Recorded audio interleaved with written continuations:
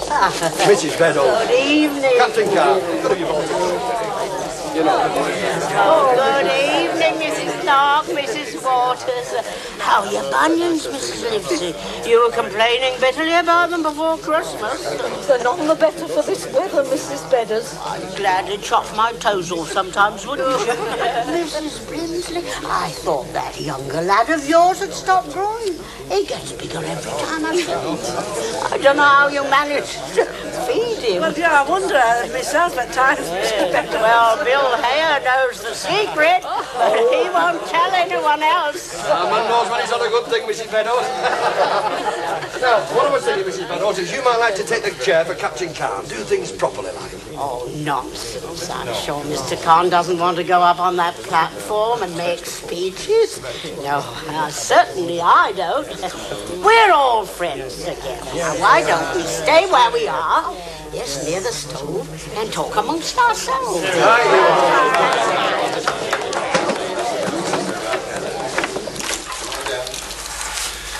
It was the same last time.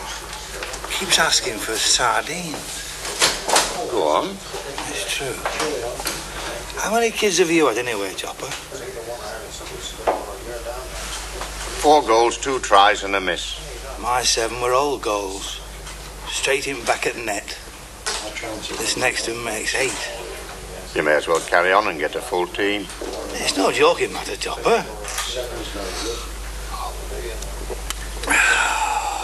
But where's the point in a chap being wed if he can't have his comforts?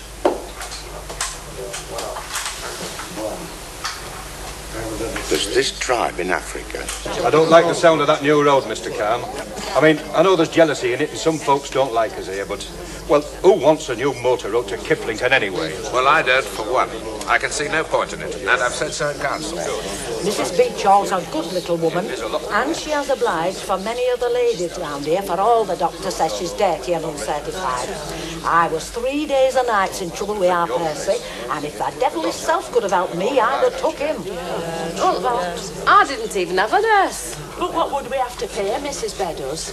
Dad and me's put him weekly in Christmas Club boot funded burial already. If we had to put down 6 for a nurse as well, we'd have to drop one of them, and burial would have to go. And I know what that means. We'd be knowing ever since we lost our Benny because we had no insurance and had to pay down. Government put us here, so government should help us.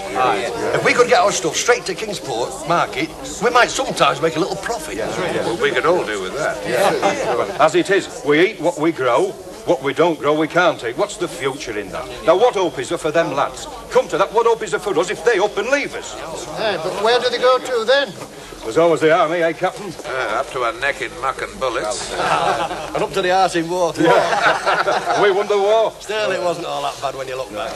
But now, in peacetime... Well, things are even more difficult. Anyway, as far as the buildings are concerned, I think I can help. I'll send someone from the architect's office to make a proper examination. Well, I hope all this talk's giving you good appetites. Come on, then. You give him something like this every day. Oh, you must always remember they never build bay windows in slums.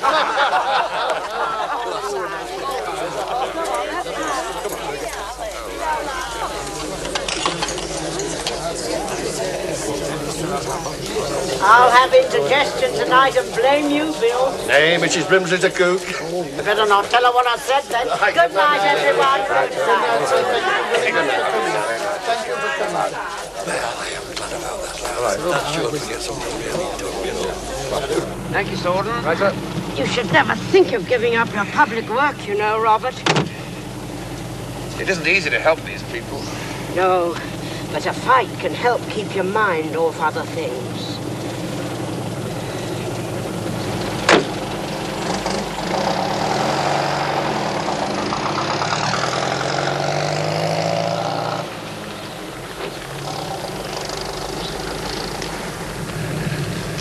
Why don't you come and see us at the Nag's Head, Mrs. Beddoes? I'd get Lily to make you a pastry, West Riding way. I'm afraid of your dog. Him? Well, he's the wife's. As gentle as a kitten. All the same, you want to watch out, Sorden. Folks around here don't like Alsatians in lambing time. I'll watch him, sir. Don't you worry.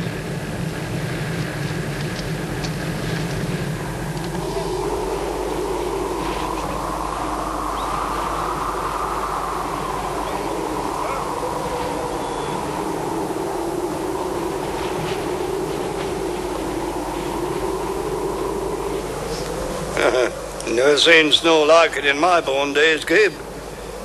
Turnbull lost nigh on 40 sheep. Skinning them as they dug them out, they were over Cold Harbour way. Some of them squashed flat with the weight there's had on them. How's Master taking it all? You know him.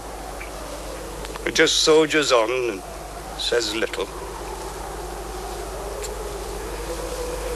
He misses you, I can tell you that. Huh? Well, he'll have to go on missing, Shep, but there's naught to be done about it. My days of it. Aye, and you've seen the best on it. There's naught what it were. Shh. Who's that? Come in. Now, Castle, how are you today? Oh, pretty middling, thanks, mister. How are you getting on, Naylor? Are they giving you much trouble? No more than they can help, poor beasts. How many today? 12 couples of twins, 7 singletons, and 4 lots of triplets down here. There's 17 couple of twins and 9 singletons over at Minton Riggs. Any casualties? No, not so far. Although the young little blackie I've up in my hut is not doing so well. Foursomes never do. Stands to reason. Didn't naturalise, eh? If the Lord had meant yours to have foursomes, he'd have given them another pair of dugs to feed them with. Not that there isn't a brisk little jockey. If we rear him, we'll give him to Miss Midge for a pet, eh? That's an idea. How's your framing at school? Early days to see you. Well, she hasn't been along to see my nursery this year. Oh, it's all this homework. School isn't what it was in our day, Shep. Nay. For I never had none. It were ABC and Butch Rod for me. And I don't think we was any worse off. We learned a bit beyond school books in them days. I mind when I was a little lad in Norfolk, working for a rat catcher when I was 8-year-old.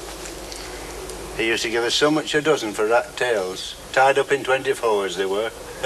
And if we come across an extra long one, we'd cut it in half and call it 2. That's how I learned arithmetic. Hey, did you ever tell Mister how you saw rats changing their place? Ah. I remember how I used in them days to be out at horse raking harvest time till 11 o'clock or later, working with an old fella nigh on 80-year-old. It were a dry summer. Not a drop it ponds for miles around.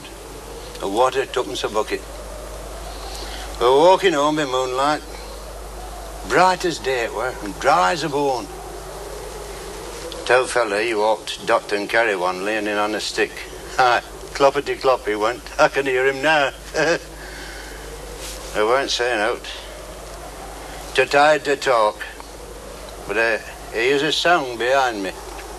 Like rain pattering on a window. Tell fella stopped still at middle of the road, leaning both hands on his stick. This year out, lad, he says. Aye, I says. Sound like water running. Tell fella shakes his head. There ain't no water, he says. And he turns his sin round at road, listening. You see yon gate or yon, he says. Aye, I see it. I've got eyes, I says, put to 6pence. Well, if thou's got legs and all, get on it, says the old fella, them's rattans. And he makes for that gate. Cloppity-clop, dot and carry one quicker nor a 2-year-old. Rattans, I says, ready to argue, but I sees the old fella climbing up onto the gate, so I climbs up too. And there we were, sitting on a poster piece, like them monuments outside Little Grange.